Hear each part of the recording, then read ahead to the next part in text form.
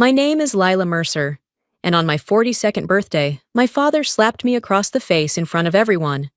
The sting wasn't just on my skin, it was the echo of every time he had silenced me, every time he had turned love into punishment and control.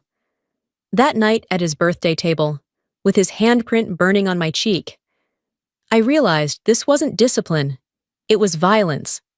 And for the first time, he was about to learn he couldn't own me anymore.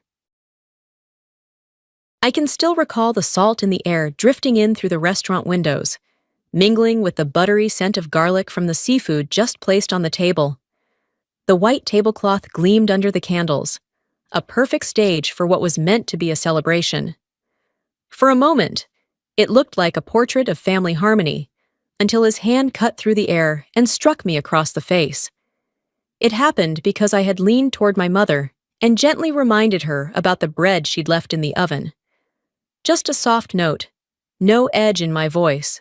But to my father, any sound that interrupted his ritual of prayer was an act of defiance. The crack of his palm was louder than the surf outside.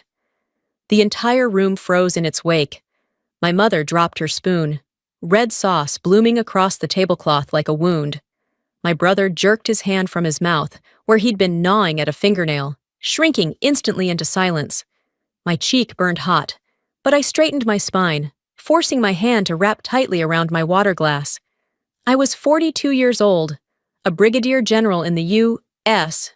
Army, and yet in his eyes, I was still the child he could correct with a single strike. The silence was suffocating, thick as a curtain pulled across the table. My father folded his hands again, as if nothing had happened, and muttered that we should continue with grace. He expected obedience to follow, the same obedience that had kept this family silent for decades. But this time, someone else broke the pattern. Quinn Park, the colonel who had accepted my invitation, set her wineglass down with measured calm. The tip of her finger tapped the rim, clink. The sound was small, but it carried like a gavel striking wood. Every head turned. She met my father's eyes with unshaken composure, her voice steady, low, and final. Not tonight. In that instant, something cracked. The kingdom my father had ruled with fear and ritual was no longer whole. He didn't notice the fracture, not yet, but I did. The balance of power at that table had shifted, and the birthday dinner he believed he controlled had become something else entirely, a battlefield, though he didn't yet know he was already losing. The heat on my cheek hadn't faded when the memory surged back, sharp and uninvited. I was 12 again, knees pulled tight to my chest in the damp basement my father called reflection time. The air smelled of mildew and rust, every drop of water slipping from the leaking pipe striking the concrete like a clock meant to measure my submission. Hours passed in silence except for the scrape of my breath. If I cried, the walls only echoed it back to me, proof of weakness he would use as ammunition later. It was there I learned to slow my breathing until panic dulled, to let pain settle in my bones without breaking me. What he thought was punishment was training, though he never understood that.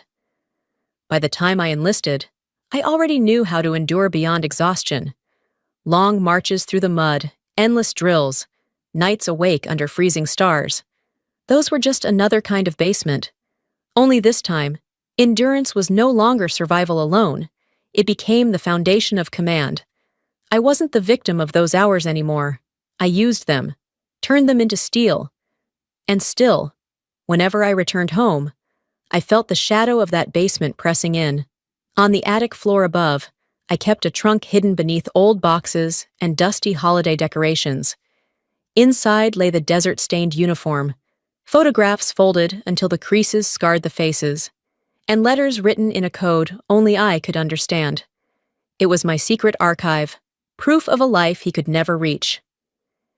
Each time I opened it, I reminded myself that I had stepped far beyond the walls he once used to confine me.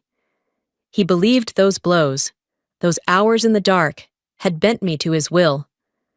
What he never grasped was that every strike had sharpened me instead. He hadn't broken me. He had forged me into a weapon he could never wield. My father began the blessing, voice steady and self-important, filling the silence with words about family, discipline, and gratitude. Each syllable dropped like a command, meant to keep us bowed beneath his order. To me, the cadence was hollow, static hissing through a broken radio. Then Quinn interrupted. The tip of her fork tapped the rim of her glass. Clink. The sound cut his sermon clean in half.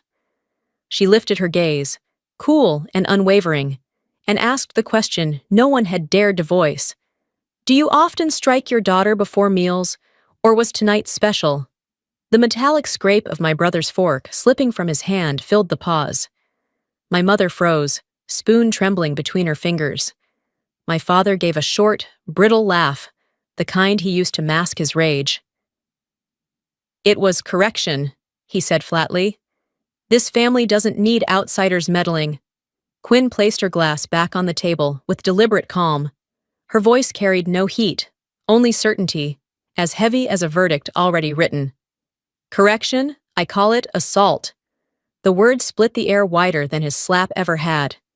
For the first time, someone had named it for what it truly was. I locked eyes with him, refusing to look away, and in the flicker of candlelight I saw it.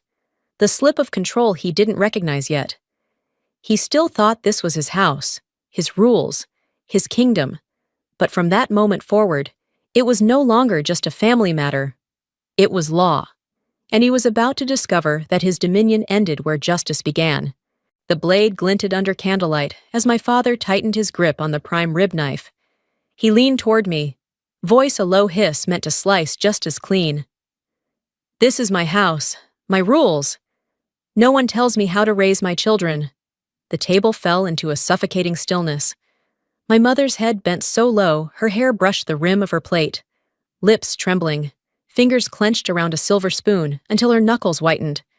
My brother stared hard at his food, shoulders locked, jaw tight. I sat upright, hands folded in my lap, motionless but steady, the thud of my pulse the only movement I allowed. I'd commanded troops in combat zones, spoken under oath before military boards, yet nothing rattled my heartbeat like the sight of him across the table. The man who had trained me to believe silence was survival. Quinn tilted her glass, eyes sharp as steel, but her voice light as a breath. Not tonight. The words carried the weight of an order. They sliced through the air, and for a moment, the knife in his fist sagged slightly, the illusion of absolute control weakening. Then it came, barely a whisper, but explosive in its impact. Dad, stop. My brother's voice cracked like glass, two fragile words spilling into the silence. It was enough to rupture the ritual. My father's head snapped toward him, eyes blazing. The boy dropped his gaze instantly, words strangled in his throat, but what was spoken could not be unsaid. I caught the flicker of my mother's hand, trembling mid-air as if she meant to place it on his wrist, to hold him back, but she faltered, lowering it without touching him.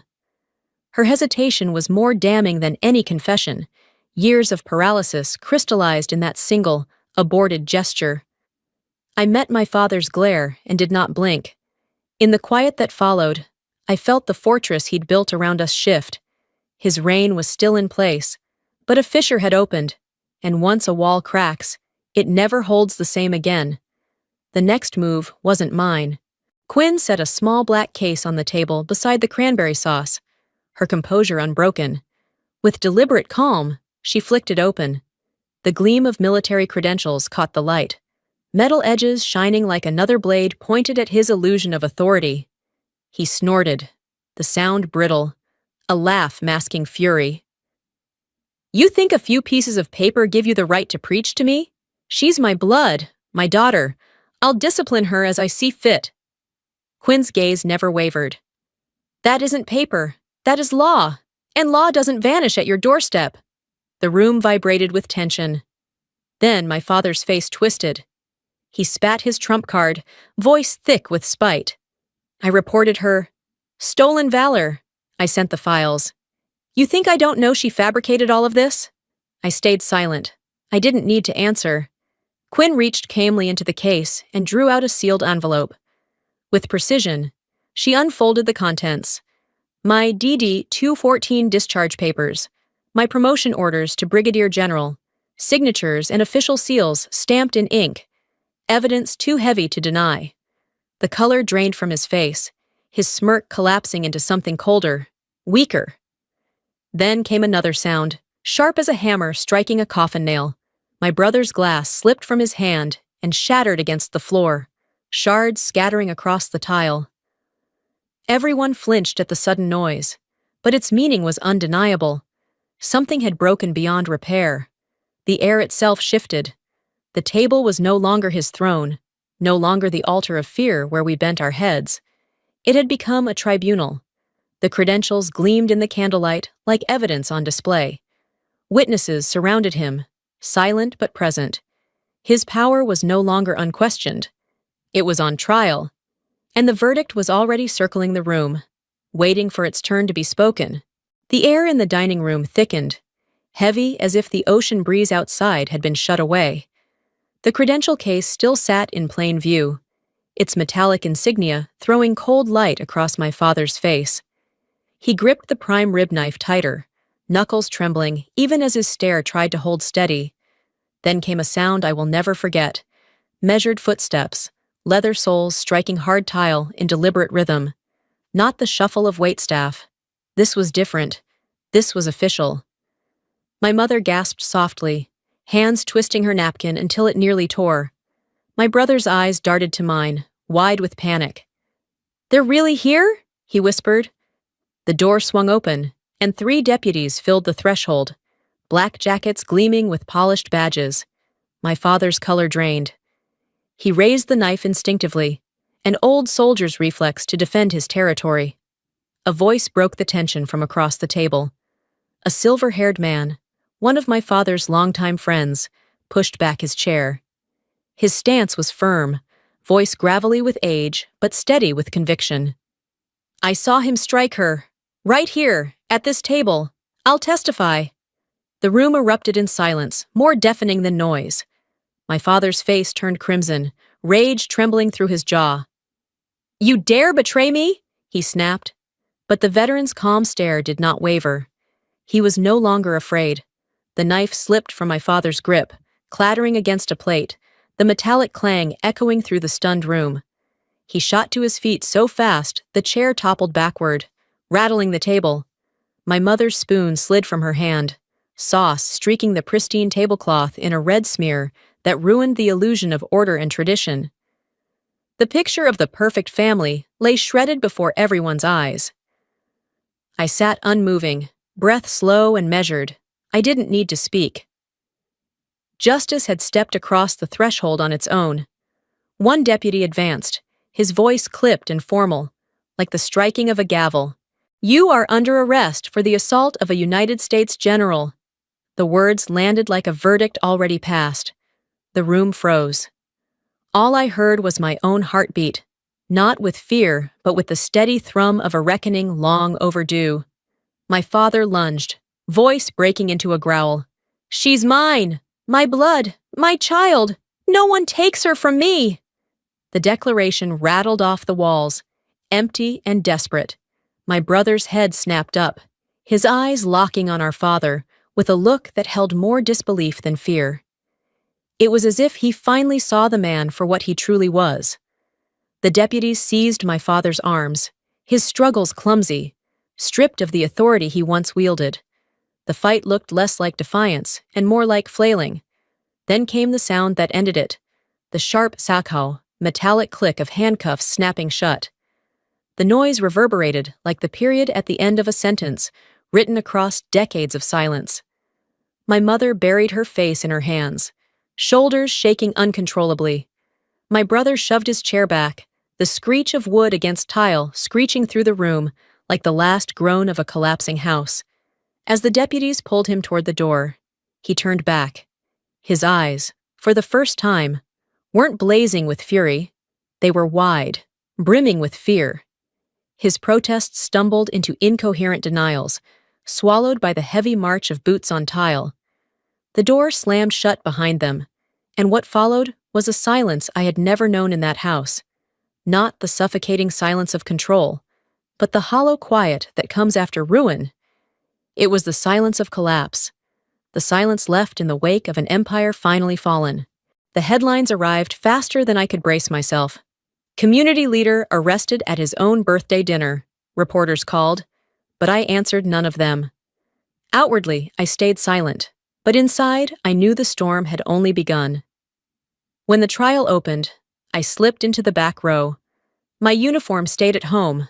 I wore plain clothes. No medals to prove anything. I didn't need symbols to legitimize me. His lawyer painted him as a stern father, misunderstood, a man of strict love. The performance wavered the moment the courtroom doors creaked open. A silver-haired woman entered, clutching a worn leather bag. She trembled but walked with purpose. I had met her once, weeks earlier, in a quiet cafe. She'd slid that same bag across the table, her voice shaking as she whispered, "The truth can't stay buried forever." Now, its contents spilled into evidence: hard drives, spreadsheets, contracts, proof of embezzlement from veterans' funds, bribes hidden in shell accounts, falsified invoices. The judge read aloud line after line. Each email, each figure, each fraudulent expense landed like a hammer pounding nails into the coffin of his reputation. His face flushed, sweat beading down his temple, hands gripping the armrest so tightly his knuckles paled. In his house, he'd believed he was untouchable. Here, he was only another defendant beneath the law. Then the secretary spoke. Her voice quivered but cut clear through the hush. She described nights of intimidation, the threats that had silenced her for years. The gallery leaned in. No one moved. My mother sat on the witness bench, tears sliding down her cheeks soundlessly, her shoulders shaking as if every word confirmed what she had long known but never dared to speak. I drew a slow, steady breath, my back straight. No gloating, no smile. The truth didn't need my triumph. It was enough to watch it rise in the room, undeniable, heavy as judgment itself. The empire my father had built on fear and facades was collapsing, and this time, I didn't have to lift a hand. Justice was doing the work on its own. The morning was sharp with cold when I stepped into the visitation room. The stench of disinfectant clung to the air, sterile and suffocating. Fluorescent lights flickered above, bleaching the walls of any warmth. Then he appeared, smaller than I had ever seen him, swallowed in gray prison scrubs, shoulders hunched, eyes still trying to burn with a power long gone. He dropped into the chair opposite mine, leaning toward the glass, voice a gravelly snarl. "You're still mine! You carry my blood! No one can take that away!" I met his gaze, steady, unflinching. My voice came low and deliberate, each word carved from years of silence. "No, I was never yours. You thought the belts, the blows, the basements would chain me under your heel. But what you really gave me was endurance. You taught me patience, and with it, you built the one thing you could never control, the strength to bring you down." For the first time, something faltered in his expression. His eyes flickered, lips trembling without sound. The fury didn't vanish, but it cracked, revealing a thin sliver of recognition. He saw it, the truth that his downfall was of his own making, forged by his own hands. I rose slowly, placed my palm against the glass, and tapped once. Final. Absolute. The guards glanced up, but I was already turning. My footsteps echoed down the corridor as I walked away, never looking back. For decades, every exit from him had felt unfinished, tied with invisible threads of fear and obedience. But that morning, with the chill seeping into my coat and the silence stretching ahead, I felt them snap. For the first time in my life, I left him behind with nothing binding me to return. I walked out of the prison as the sun dipped low, painting the Fore River in streaks of amber and crimson. Behind me, the iron door clanged shut, its echo rolling down the corridor like a final period at the end of a long, brutal chapter. The sound followed me out into the crisp air, not as a threat, but as release. A reign of tyranny had ended with that metallic slam. At home. I unpinned the medals from my coat and laid them gently on the table. They couldn't erase the memories, couldn't soften the scars carved years ago, but they marked the journey from the damp basement where silence was survival to the public courtroom where truth was spoken without fear. They were milestones, not shields. The phone buzzed. My mother's number lit up, and when I answered, there were no words, only the faint rhythm of her breathing. I matched it with my own, an unspoken pact. For the first time, silence between us wasn't born of fear. It was connection. A message followed soon after, my brother's hesitant text glowing on the screen. "You okay?" Just 2 words, but heavy with all that hadn't been said before. I typed back. "Okay." Finally. I turned toward the window, watching the last light spread across the water. Freedom didn't come with applause or grand gestures. It arrived quietly, settling deep in my chest as a calm certainty. It was the knowledge that I had drawn a boundary no one could cross again, that my life now belonged wholly to me. This story didn't end with reconciliation, nor with forced forgiveness. It ended with justice, with a line drawn, with the quiet power of a life reclaimed.